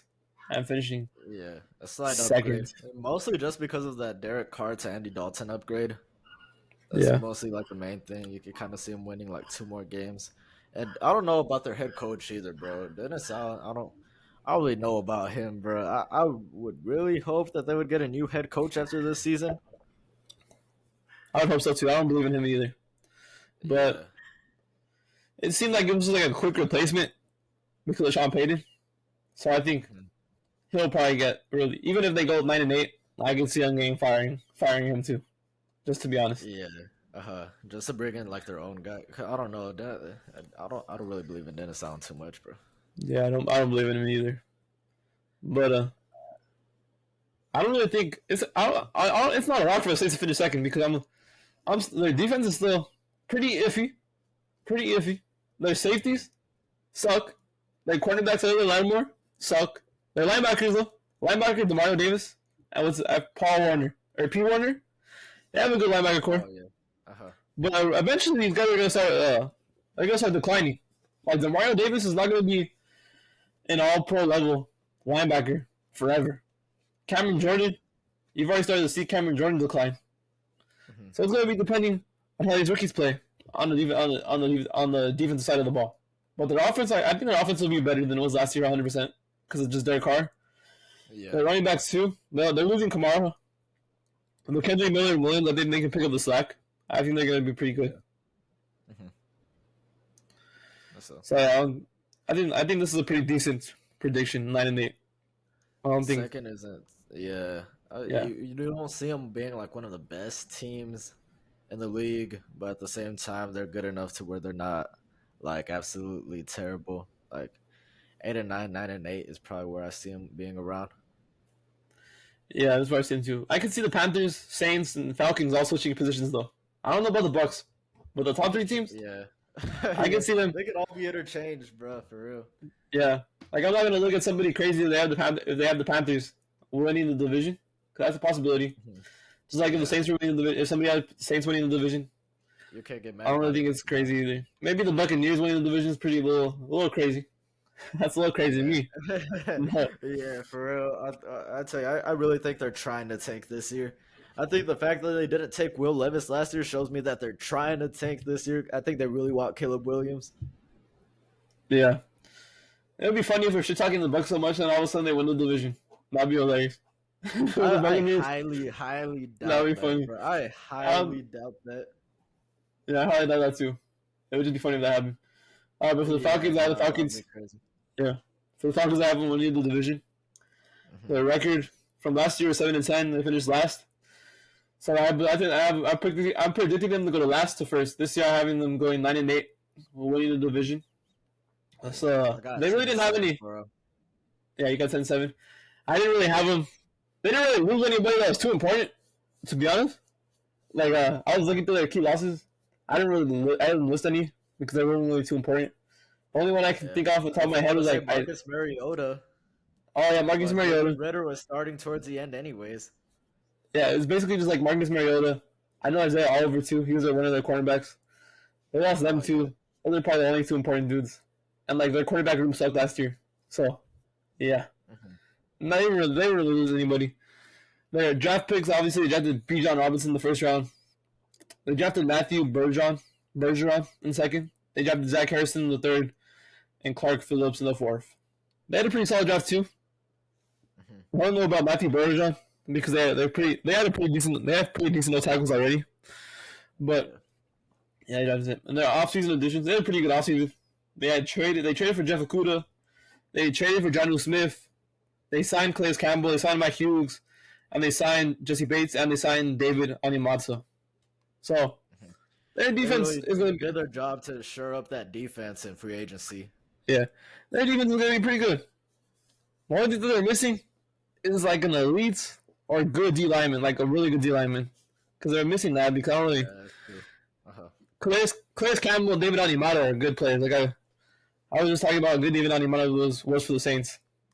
But I don't think they're like game-changing D linemen. Like you don't even need a game-changing D lineman. You just need you need somebody in that tier, like in that third tier of pass rushers. That's what you need. Somebody like that. Just like a better player than what you guys have. But their defense is going to be much better than it was last year. And their defense was ass last year. And they finished 7-10. So they were still able to get wins, yeah, for real. Yeah. So even if you don't think these free agent signings are like the biggest things ever, I think they did enough to shore up their defense. Yeah, their quarterback room is a lot better. They have what's his name? They already have AJ Terrell. Now they got Kuda, Mike Hughes, Clark Phillips. They're pretty good. That's a pretty solid cornerback room. I think it's better than last year's. Also, just Jesse Bates. Upgrading their safety room too. They needed better safeties. They added Jesse Bates. And Adi Mata, Calais Campbell. Zach Harrison too. Zach Harrison, he was a projected first rounder last year. He fell to the third this year. I think he has a pretty good chance to be solid. They also have Lorenzo Carter. Lorenzo Carter's been pretty good. Ever since he left the Giants, he's been pretty good for the Falcons. He's been a decent pass rusher. So, those are pretty solid moves. And obviously, Bijan he's projected to be a game. He's projected and he should be a game-changing running back. I think he really would be. Yeah, you even have a decent running back room too with him. So you have Bijan Algier and Cordell Patterson all together. Yeah, that's a pretty solid running back room. And you don't even need to use Cordell Patterson in the running back that much. He can play receiver. So he was a receiver before. yeah, you can play receiver. Yeah, he was a receiver before. And Jonathan Smith's a good. Well, you know what to say. He's a good second tight end to have on your team either way. And he's good in case Kyle Pitts gets hurt again. But I'm hoping Kyle Pitts gets used again, like the way he did in his first season. Because if he doesn't get used, Kyle Pitts is probably gonna get traded in the offseason. Because it's gonna start looking like a bust. If he doesn't get used again, and he doesn't do anything. Just gotta use him, bro. At least just use him. Yeah. A lot of Marcus Mariota's passes too, when he was passing against Kyle Pitts last year, were some of the most inaccurate balls ever. So that's true. I think Kyle Pitts will have a bounce back. Coming to be an upgrade. Yeah. He's coming to be an upgrade. I think Kyle Pitts will have a bounce back season. Even though I think their offense is gonna be really run heavy, like the way it was last year. Last year, they had a top 3 most run heavy offenses last year. No, they're already very run heavy. Yeah. You added Bijan Robinson. Yeah. They're gonna be even more run heavy. So we'll see what happens. But you can see it in another way too. The fact that they got Bijan Robinson, they got to worry about him in every single way possible. They might open up some opportunities for Drake London and Kyle Pitts to get open now. Yeah, because I feel like everybody's gonna want to try to load the box and try to stop Bijan from popping something off. That you kind of forget about Kyle Pitts now, right? Now you got spots open for Kyle Pitts over the middle or Drake London. It might just open up a whole new game for you, right? And then also Bijan Robinson being used as a receiver too. He's also a pretty good receiving threat. So I think that just opens up a lot for this offense. A bunch of the games that they won last year was because they were able to control the tempo with the running game. Now you add in Bijan Robinson, who could be a legit game changer for you guys. Then I think, Atlanta. I think that's where Atlanta's offense takes the next step. As long as Desmond Ridder doesn't come in and stink everything up, which I do think he's set up to succeed in this offense, I think Atlanta will end up taking this division. Yeah, what is it called? I think Kyle Pitts is going to play a lot of slot receiver next year too, just because that's where he was most effective in his rookie season. So if they want him to be effective again, he's probably got to play the slot.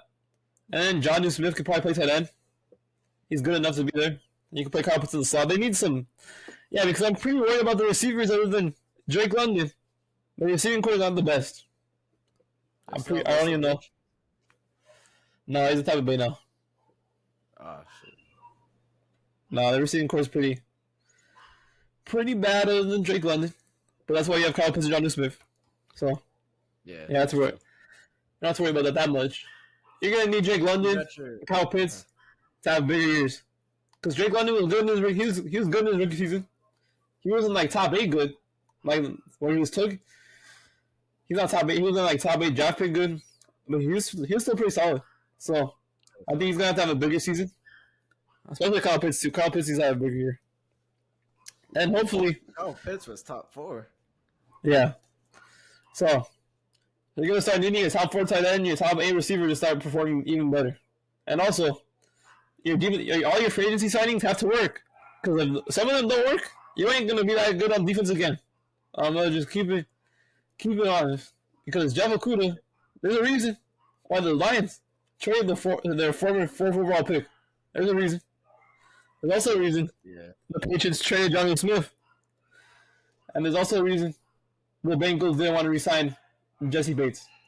So I think that was just because of the financial side of things right there. yeah, well, that was because he was asking for too much money. I'm Yeah. gonna just keep it. I'm But gonna Atlanta just was keep it able to real. pay it. Yeah, Atlanta was willing Yeah, to pay it. Yeah. yeah. He's kind of overpaid for how he's been playing. Cause Hmm. to me the way things work now is if you make an All Pro team once, but you miss the All Pro team the next 2 years and you're not very good, you're still gonna get paid like an All Pro safety, and that's why. That's kind of the way I saw it with Jesse Bates. I don't think Jesse Bates is terrible, but he got paid like an All Pro safety, and he hasn't been an All Pro safety in 2 seasons. So Yeah. It's still an upgrade though. I'll give it to yeah, him. no, it's It's still an definitely upgrade. upgrade, 100% upgrade. But the thing I'm worried about though about the quarterback room, so I was talking about the quarterback room. I was talking about the negatives and the positives. Mike Hughes and Jeff Okuda, they're both coming from Detroit, and Detroit last year probably had maybe the second or third worst quarterback room in the NFL. Yeah. So, so I'm just keeping it real here. The, so we'll see. We'll see what happens. But I'm gonna just keep it real. The Lions also had to retool their whole entire cornerback room because the cornerback room sucked. That was complete shit. To be Yeah, fair though, once they fired their cornerback coach, the defense did see improvement. As slight of a yeah, tweak as it might have been, just firing your cornerback coach, I didn't think it was gonna make as much of a difference as it actually did. But they were like historically bad before that, which is crazy. yeah. And not Mike Hughes, Clark Phillips too. Clark Phillips, there's a mock drafts having him go in the first round. They got him in the fourth. It was kind of a steal. So I think he's probably gonna get some playing time too. Obviously, the Falcons already have a cornerback that's way better than anything the Lions had though. They had AJ Terrell. The Lions don't have anybody on that level of Yeah. cornerback. And yeah, they're probably going to be relying on the run game again. I think Desmond Ridder has to be good enough to like get the passes to the open guys, and they'll be fine. At least Yeah. that. If he's worse than Yeah. if Desmond Ridder sucks, this is probably like a 5-win team. Just I don't know if about Desmond, five because it's gonna be hard to see him downgrade though. I think the addition of Bijan helps him out so much on offense. I don't think he could be. I don't think Ritter could be worse than Mariota. I don't know. This team lost to the Panthers last year with Sam Darnold, so I don't know. But They're they also decent. beat the Niners though. Yeah, they beat the Niners, I guess. Yeah. So See, so it's a bit of a mixed bag. I don't know. I don't think yeah, 5 wins is out of the question if yeah. Well, if they do get 5 wins, bro, I think that's when you bring in Drake May. Quinn Ewers, bro. I really do think Quinn Ewers is gonna light college football up this season. I okay, I'm gonna give away my Heisman prediction already, bro. I think it's gonna be Quinn Ewers. I think Quinn Ewers wins a Heisman, and he's gonna be the. It might just be Texas bias, but I do think he's gonna be one of the top QBs selected in this year's draft. He was supposed to be one of the top QB selected in this year's draft. He was just very inconsistent last year. But if you watch him against Oklahoma and against Alabama, you could see top QB potential. Even Vegas has him like second in the. They have him second in the Heisman odds right now behind Caleb Williams, and I don't think Caleb Williams is winning back to back. It's pretty tough to win back to back Heisman's. So keep an eye out on Quinn yeah. Ewers. Yeah, I think there's going to be probably 3 quarterbacks taking the top 10 more than likely. In next year's draft, I think all 3 of them will probably go Yeah. in the top 10. I'm just gonna be honest with you. I'm gonna just keep it bluntly with these Falcons. I'm gonna just keep it bluntly with the Falcons. Calais Campbell, I don't think Calais Campbell's even a positive or negative addition. I think he's just there. I'm gonna just keep it He's honest. just I don't think Calais Campbell's good anymore. He's not a negative addition because you're adding something to your team. But I'm just saying he's just there. I don't really think we're just talking about if anything, yeah. it's at least leadership. Because I'm gonna be honest, we're just talking about Calais Campbell because he's Calais Campbell. I'm gonna just keep it on. Because if it was just like fucking if it was like Nathan Shepard from the Panthers, I'm just gonna look at from the Saints. I'm just gonna look at it like, oh yeah, they just added another guy. But Calais Campbell, I will give him this. He has leadership. But the only reason that the Falcons are making this a big deal is because it's Calais Campbell. Calais Campbell has all been good since he's been in Baltimore. Like not even in Baltimore, like he wasn't even that good at greats in Baltimore. It's really been the last time I remember seeing Calais Campbell being an impact player, like a real big impact player, was like Jacksonville. First season of Jacksonville. and that's been a while. But Actually, Calais he Campbell was still. pretty good in Baltimore.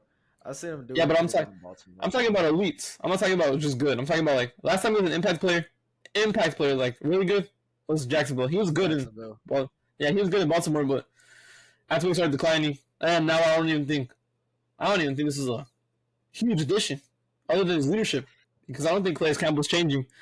Like it's like I'm gonna just be real. Like the Falcons D line sucked last year, so Calais Campbell he will provide you with something on the D line. But I'm not saying I don't think Calais Campbell's gonna be that huge of an addition where you're really gonna be able to tell it's that good. So we'll see. I was keeping blunt with Calais Campbell because I don't really think Calais Campbell is that much of an addition. I think we'll have some bit of an impact. I'd say just on the leadership aspect, like at the bare minimum, he does bring leadership to that defensive side of the ball. Like at the bare minimum. Yeah, because to be honest with you, I think Lorenzo Carter is still their best defensive lineman out of everybody here. I think he's better than Campbell, Harrison, Animata. I think he's the best player they got. Because last year he had like 8 sacks.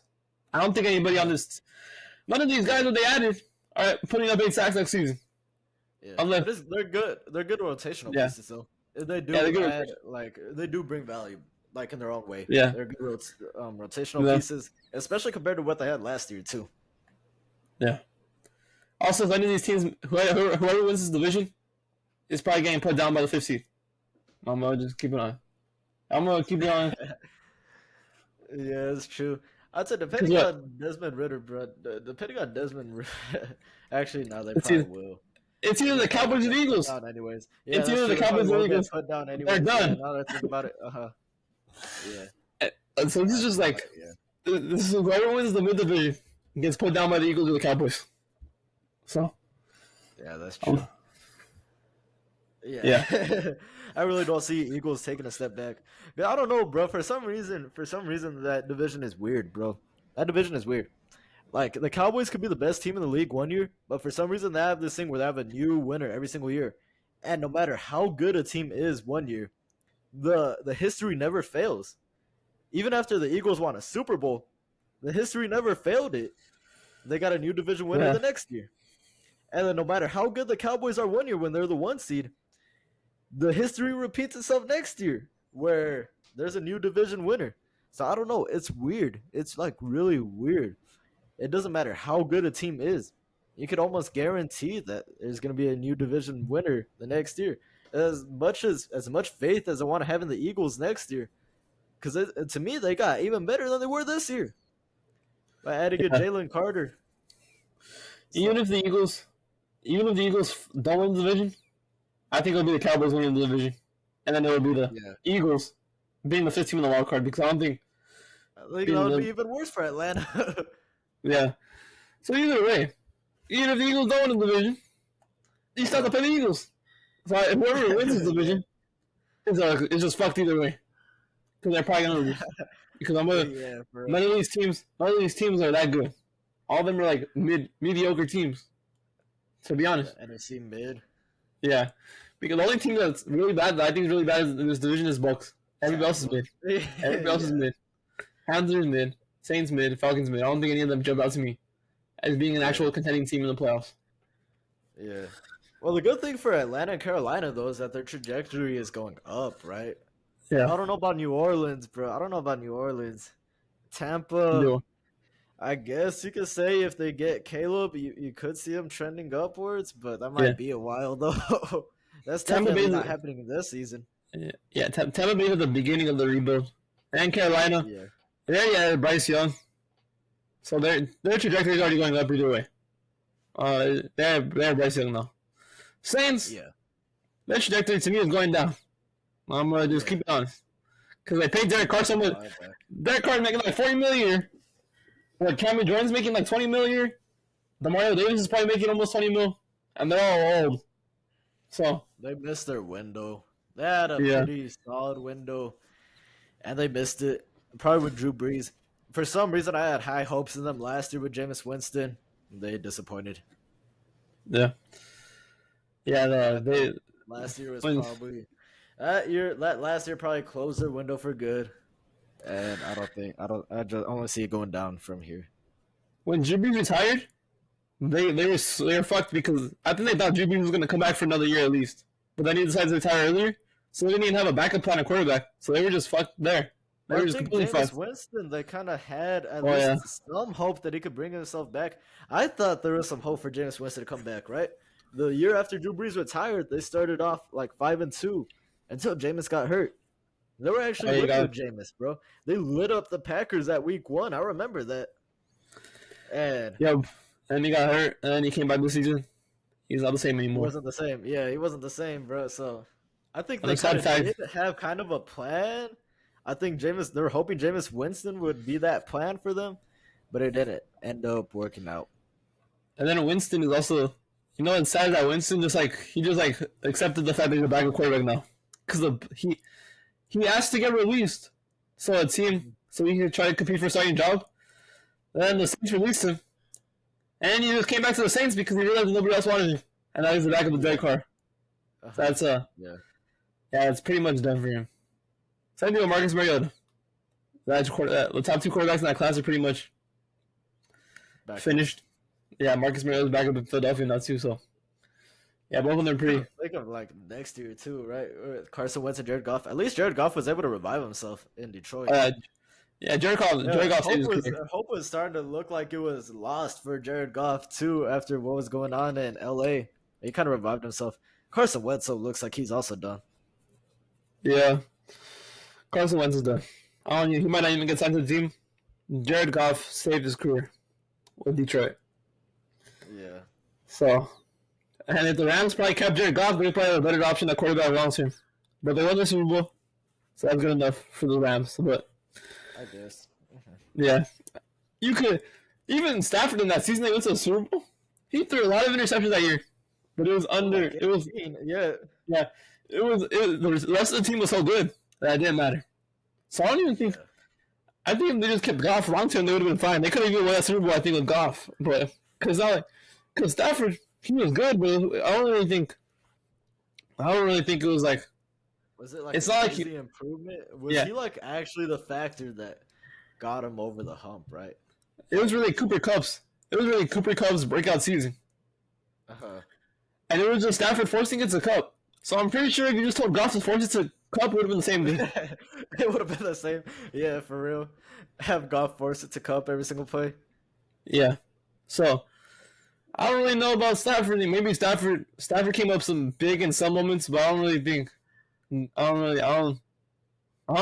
an upgrade. Super Bowl with Jared. Yeah, they're in the middle of a Super Bowl with Goff. I think they just gave up on Goff too quick, to be honest, and they fucked themselves because I guess they can always look at it as like they won the Super Bowl. So that's good enough for them already. They traded their pick this year. Yeah, they traded their pick this year. Either way, all the top 3 QBs were gone though. All the top 3 QBs were gone by the time. Even if they wanted, I don't think they would have replaced Stafford either way this early. Yeah, I saw that they might trade Donald if they suck this year. Trade him? Damn, that's crazy. Yeah. They could probably get a lot from him. I don't know, he's probably hoping he retired right now. Yeah, he should have just retired. I'm still gone out on top. Yeah, and because right now they're looking like they're competing with the Cardinals back down there in the in the West. Yeah, in the NFC West. Yeah, they're probably a little bit better than the Cardinals just because they actually have a quarterback that actually like Stafford's better than who's the starting quarterback? Is it Cole McCoy? Yeah. Cole McCoy has done pretty good the last few years whenever they play him in. Because Stafford last year when he played ass, bro. That dude was ass. Yeah, that was ass. That was complete ass, bro. Even Cole McCoy didn't play that bad. But the Rams still do have a Cooper Kupp and Aaron Donald. The roster is better, yeah. Kupp and Donald kind of make up for it. Yeah. Sean McVay, I guess, kind of helps make up for it. Sean McVay might also be hoping he retired and went to Amazon. If I'm Sean McVay, I would just try to sabotage the team so I can get the number 1 pick. I'm gonna just keep it real. I'm trying to sabotage the team so I can get Caleb Williams. Imagine Caleb Williams is secure too. No matter what, I think Sean McVay's job is secure. Caleb Williams or Sean McVay would be nasty. That would be crazy. For real, bro. No, that would be insane. What's his name? Caleb Williams gets to stay in LA too. Goes from USC to the Rams. I think that would be an ideal situation for both teams. And Caleb said he wanted to go to the Dolphins, bro. That shit's not happening. Dolphins are too good for that. Yeah. Imagine that after you win a Super Bowl, and then 2 years later you get your franchise quarterback for like the next 15 years. That's probably the Crazy, bro. Former Heisman best. too. Yeah. That'd That's be the best situation. insane, bro. Going from like Lincoln Riley in college to Sean McVay in the NFL, that'd be nasty, bro. For real. Yeah. But yeah, me and Isaac both have the same rankings of the division. Only the record's different. But yeah. So we got Buccaneers fourth, Panthers third, Saints second, and the Falcons winning the division. All right. Yeah. That was a bit of a surprise, bro. I didn't think you were gonna have Atlanta winning the division. I thought I was like in the minority having Atlanta win. I thought I was just that high on Bijan that I kind of bumped up their rating a little bit. But Well, I guess you were. I was trying to be the least biased as possible, so I just went to everybody's record, and I predicted the record, and I saw whoever had the best record, and I thought the Falcons were the better team, so I just put them over the Saints. Yeah, so I guess, yeah. It wouldn't be too surprising if Atlanta won. For some reason, for a minute, I thought I was just being too biased towards Atlanta, like just because I like their team. But I guess I can't be too biased. All these teams though, they have their negatives. Yeah. All these teams have their negatives though. Just like I went through all their negatives. All of them could finish third in the division, and both of them some other teams could finish second and one. So it's just Tampa. You could automatically just throw Tampa to the bottom. Yeah, I don't believe in Tampa Bay. Yeah. At all. All right, so next week we got AFC South. Yeah, AFC South next week. That was gonna be interesting. Actually, I don't really think that's gonna be that interesting, but we'll get to it. I think we're all gonna have the same. I think we're gonna wind up just having the same thing again. More than likely. Probably. Yeah. Probably. But it's gonna be interesting to talk about these teams though, because they all have some pretty interesting off seasons. Yeah. I think things are gonna start getting interesting when we get to like the AFC North and the AFC East. Those are gonna be tough divisions. AFC North, AFC be tough. East, NFC East. NFC East, I don't think we're gonna have that much different. Maybe I think maybe number one. I think the only difference that we're gonna have is maybe the Cowboys and the Eagles. Maybe. Yeah, for real. That's probably gonna be like the same as last year, pretty much. Yeah, the AFC East though, that one's gonna be tough. That one's gonna be tough. That one's gonna be tough, bro. We'll probably have to save that one towards the end. As much as we want to get into it right now, we kind of got to build our way up to it. I think the AFC West is gonna be interesting too. Just not the Chiefs. I think the Chiefs are gonna be like, the Chiefs. We're probably got the Chiefs the same spot, and the rest of the three. I think the rest of the three are gonna be really interesting. That's interesting for real. Yeah. So we'll see what happens to Josh Jacobs by that time too. No, we'll see what happens. Let's get into some NBA talk to close the episode real quick. Let's talk about it real quick. Joe Cronin, the GM of the Blazers, there's been reports that he has no interest in making a deal with Miami, and I think he's gonna do the best thing in the Blazers. Like he's gonna do the best trade for the Blazers, not for Dame. That's tough, bro. That's got to be tough for Dame. Giving all your loyalty for all those years. Literally every single year we've been saying, Dame should request a trade. Dame needs to request a trade. He's stuck loyal to them for so long, way longer than he needed to. And this is how he gets repaid. Yeah. I mean, I guess if you're the organization, you got to do what you need to do. But god damn. They have a different GM now than they had last year. He's the last. Oh shit! I forgot about that too. Yeah. So I don't know. For him, I don't give a fuck. I'm gonna just be honest with you. I don't really. Yeah. This is also what Dame's trying to do is like, every other team, fuck you. I ain't gonna play for you. I don't even believe that. Force his way. Yeah. I don't believe that. See, I'm not. If I was a GM, I'm gonna be like, you're gonna sit out for 5 seasons. You're gonna sit out for 5 seasons and never play for the team. That just doesn't sound. I think if Dame actually did, that's how long he signed for. He's at least signed for 4 more years. He just signed it last year. Last offseason, he just signed it. Oh, shit. Yeah. He really has no control. It's really what Joe Cronin wants to do. And also, if Dame actually did that, I'm pretty sure a lot of people wouldn't like Dame anymore. If he actually went to another team and told him, "I ain't playing for you," a lot of people are gonna look at Dame differently. It just doesn't seem like the Dame type of thing to do. What would he do? Then retire? I guess. That's why that's not even the. He ain't gonna do that. That's just like a threat.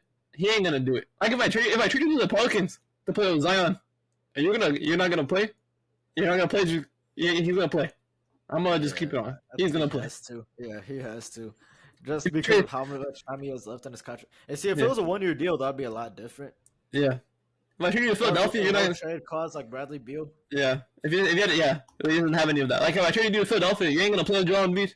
You're really gonna be that. You're not. He's gonna play. I'm gonna just keep it on. Yeah. He's gonna play. But also, see, it seems like Miami's trying to do what the Suns did, and they're like, "Oh, we're gonna offer you the scraps of the team to get Damian Lillard." It doesn't seem. It seems like they're trying to get Steel.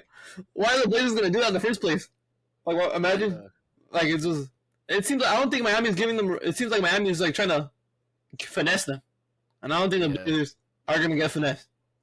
Well, I think Miami's trying to put in an effort, right? I think they want to get like some more draft picks to kind of make a solid offer to Portland to bring them in. They already said that they don't want Tyler Hero, so they'll probably have to bring in a third team to kind of sweeten the pot a little bit for Portland. Yeah. Yeah. So basically, I think in the end though he does end up. I think in the end though he does end up on the Miami Heat. I think. At the end, that's what it's going to end up being. I told you this was going to take a long time. I remember you saying it was going to get done by the weekend. I told you it was going to be a long time. I really did, yeah. I didn't think it was going to take this long. I thought it was going to be done right away, but nope. Joe Cronin is not one of those GMs. He's not a stupid GM. He's a really good. To me, he's a really good GM. I didn't think this was going to take. I didn't really think this is going to be a weekend thing. He's not a stupid GM though, but we had him like as obviously Portland as like one of our losers of the offseason. Oh yeah. Though. Yeah, but like somebody, I'm sorry. Yeah, the Jeremy Grant thing, that was stupid. That was like his only stupid move. Yeah. Other than that, he's been pretty decent for what he's done. He drafted Shaedon Sharpe. Shaedon Sharpe is good. Scoot's a layup. Chris Murray, I think is gonna be a good draft pick too. I like the draft. Other than that, other than Jeremy Grant, that's really the worst thing he's done. But it seemed like Dame told him to do it, like he was gonna come back.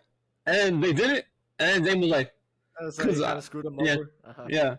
So it didn't feel like it doesn't feel like Jeremy Grant was that type. Was like, yeah, we're gonna bring him back. We're gonna start rebuilding, and we're gonna trade him. It didn't seem like that type of move. But yeah, because I remember a couple of days before, said that Joe Cronin said that Damian Lillard was committed to winning. They met the Monday before free agency started. They're like, Damian Lillard's committed to winning with us. We just had a meeting with him. That's what he said. And Friday or Saturday morning. Trade request. Yeah. So yeah. We'll see. He probably still ends up in Miami. Tyler Hero is probably gonna end up in Brooklyn. You think he ends up in Brooklyn? Yeah. I don't know. Maybe he's gonna be a third team in the trade. Yeah. Tyler Hero is not that valuable, to be honest with you, because of his contract, and he's also injured on this season. Last time you saw him, he was hurt, and he also getting paid a lot of money. Yeah. And if I'm the Blazers, I don't want Tyler Hero for sure. Because, like, Tyler Hero is not going to help us whatsoever. Because Tyler Hero is he's probably the same version of Simons. Same thing. Probably, yes. I really don't like the fit of Tyler Hero there. And you could argue that Simons is a better player because he has better ball handling skills and playmaker ability. And he's getting paid less money. He's getting paid like $22 million. I'm pretty sure Tyler Hero's getting paid almost $30. So it's not. I thought he was also like in like the 20. Like I thought he was like in the 27 mil range. Oh shit! Kuzma. Yeah, that's crazy. I don't even know it was that much. So, yeah, if I'm Portland, I don't want Tyler Hero. Too much players are. If I'm Portland, I'm trying to trade Simons to get like a center or a power forward. That's what I'm trying to do. So yeah, more wing help. The last thing you want to do is bring in another guy exactly like Simons. Yeah. And then, what was it called? And they also have, what's his name? They also have Jeremy Grant. So, Jeremy Grant for like the first 2 seasons of his contract is not going to be terrible because you do need that position. You're weak at the forward position. But when it starts getting to like that 3rd or 4th year of that contract, that's when it's going to be tough. Because right now, it's not like you're going to attract anybody to Portland anyways. So, you have to spend your money. And Jeremy Grant's in a position of need. So, it's not the worst thing. Yeah. Right now. I think it's gonna be a lot worse. In 2 seasons. In 2 seasons. Yeah. Now it's starting to get bad. But Yeah. I don't even think anybody wants to go to Portland in the first place. You see what they're trying to Even do when with they Dame. had Dame, even when Yeah. they had Dame, they still didn't want to go to Portland. So right now, so maybe Jeremy Grant might just be the best option right now, anyways, to spend your money on. Because like, who's coming to Portland in two seasons? Nobody. You know what I want the Portland? I think the Portland Trailblazers are gonna do is I think they're gonna screw the Heat over, and I think they're gonna make him take Nurkic's contract. So Nurkic is gonna be on the Heat, and he's gonna be stuck with there. Yeah. He's stuck with there for like 3 seasons, and the Heat are just fucked. They're just fucked. They're stuck with that roster now for the rest of the time. It's gonna be like Dame. The Dame Bam and Butler are good, but I don't know about Nurkic. That Nurkic next to Bam is gonna be nasty because Nurkic can't. Nurkic, Yeah, so they're gonna have to start Nurkic. They're gonna have to start Nurkic. Oh shit! Yeah. They're paying him too much money, and also he's probably gonna be their best option at center. Because it's like they have what's his name, Thomas Bryant. Thomas Bryant ain't playing. Yeah. Thomas Bryant ain't playing. It would give us a big man depth. I don't really like both of them playing next to each other, both him and Bam. Yeah, it would just be another version of Kevin Love. That's what they would have. But yeah, the 30 mil version of Kevin Love. The 30 mil Kevin Love version. Yeah. Yeah. The taller version. He's getting paid that much? Maybe I over-exaggerated. He was like 25. He's getting paid a lot of money though. Okay. I'm like, God damn.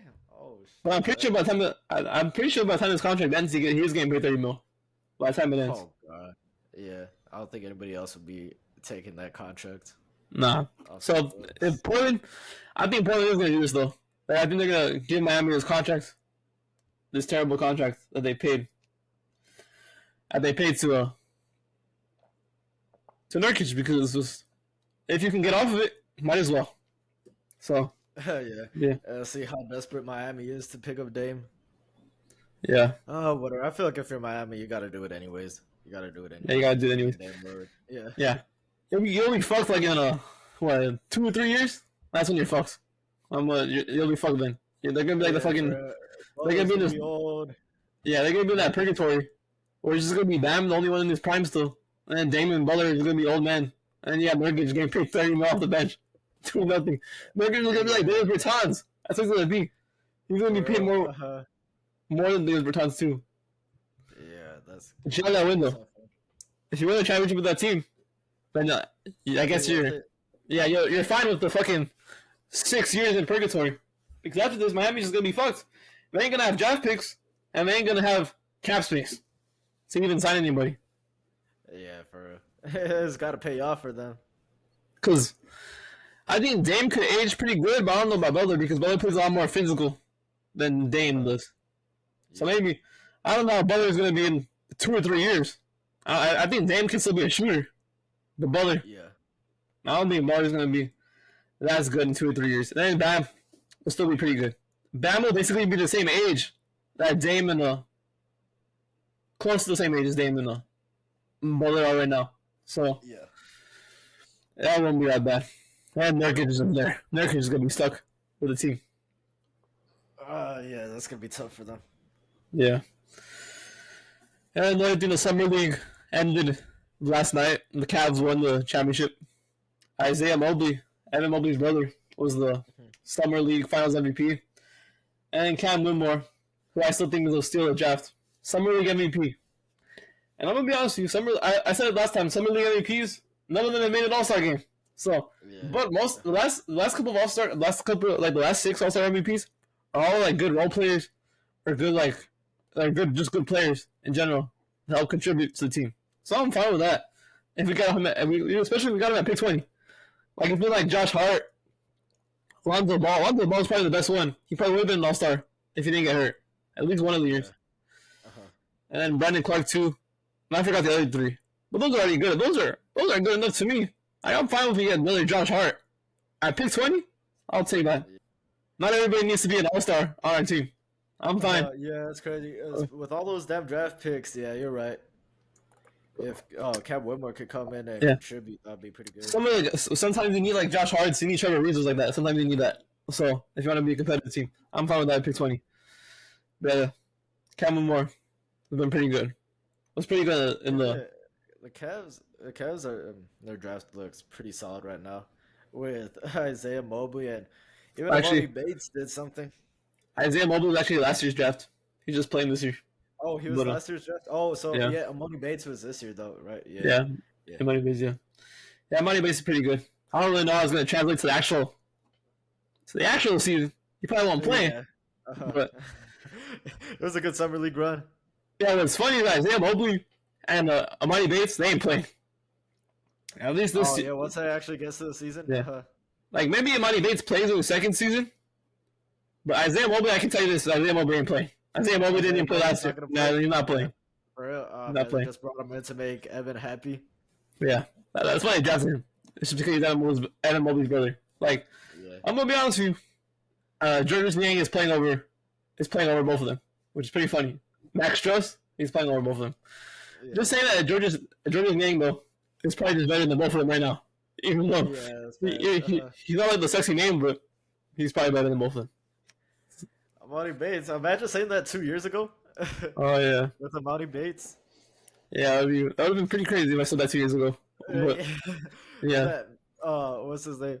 Max Drew said, "Fucking Georges Niang. Yeah, are both better.